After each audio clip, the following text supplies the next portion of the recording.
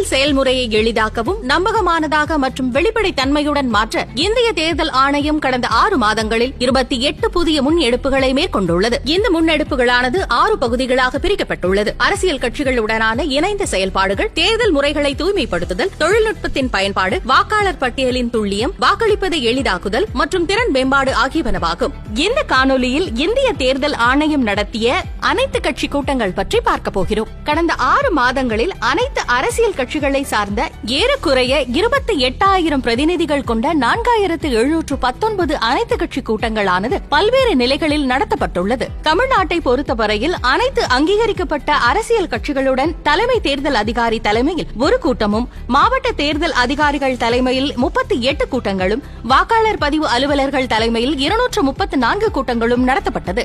இந்த கூட்டங்கள் அரசியல் கட்சிகளுடன் வெளிப்படையான உரையாடலை உருவாக்கவும், அவர்கள் சந்திக்கும் இடர்பாடுகளை சட்ட ரீதியாக எதிர்கொள்ளவும், அவர்களது ஜனநாயக பங்களிப்பை வலுவாக்கவும் உதவியாக இருந்தது. அடுத்த காணொலியில் இந்திய தேர்தல் ஆணையத்தால் மேற்கொள்ளப்பட்டுள்ள பிற முன்னெடுப்புகளை பற்றி காண்போம். இதுபோன்ற இந்திய தேர்தல் ஆணையம் தொடர்பான மேலும் புதிய தகவல்களுக்கு எங்களது அனைத்து சமூக ஊடக தளங்களை பின்தொடரவும் மற்றும் சப்ஸ்கிரைப் செய்யவும்.